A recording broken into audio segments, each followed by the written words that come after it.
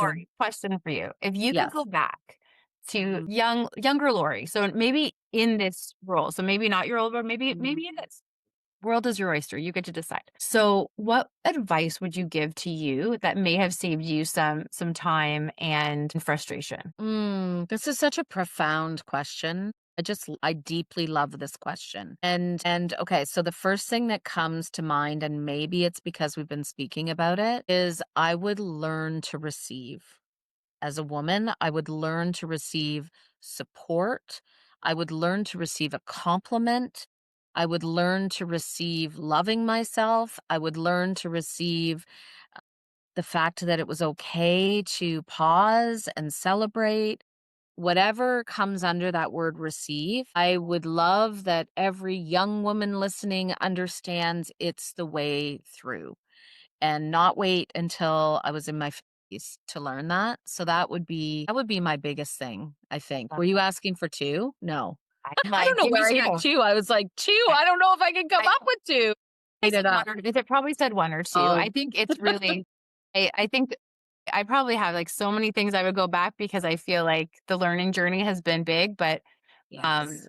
but yeah, what give us another one. I'm like, it's amazing. So I love so it. then I would go to the pause. Yeah, And it is the simplest thing that we can incorporate yeah. every single day.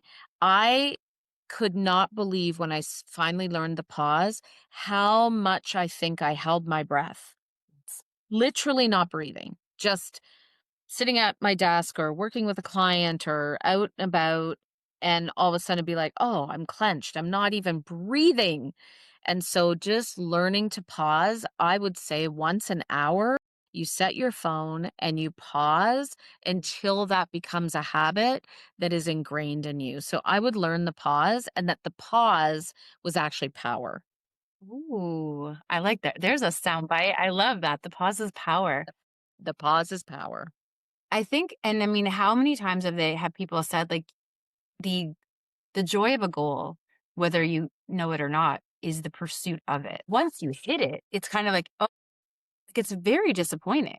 Like you're happy because I mean, if you have a highlighter like us, you're super happy because you get to whoop. But beyond that, you're like, okay, now what? And Mhm. it can be very if you don't know that the journey was part of it, or Mm. you don't take time to Mm. celebrate. Like it's and I mean, I think we just get so used to the grind, like you said. But I love Well, and we're both from a yeah, sales environment, let's yeah, call it. And so, I grew up in corporate in sales, sales leadership.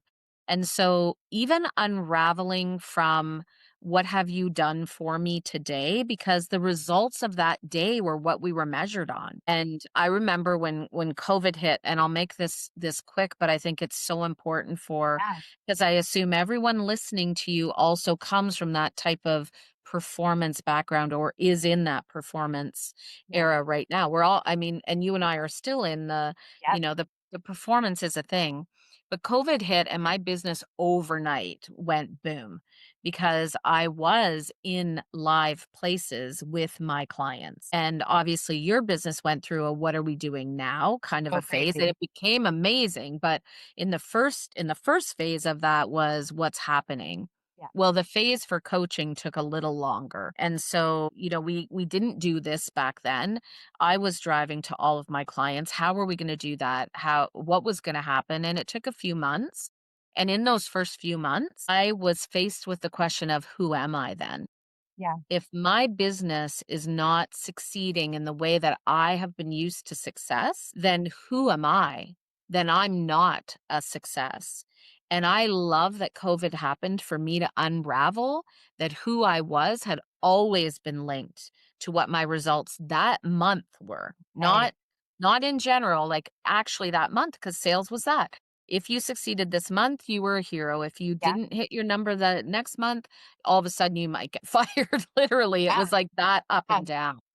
And so I played with that for the whole first year of COVID of actually who am I and how do I because we're born whole, we're born worthy, we're born incredible. We do not need to achieve anything to have an impact in the world. We were born that way. And so, I think that that is something that we really need to keep working on, is that, connected to everything, attached to nothing. It doesn't mean anything about who you are.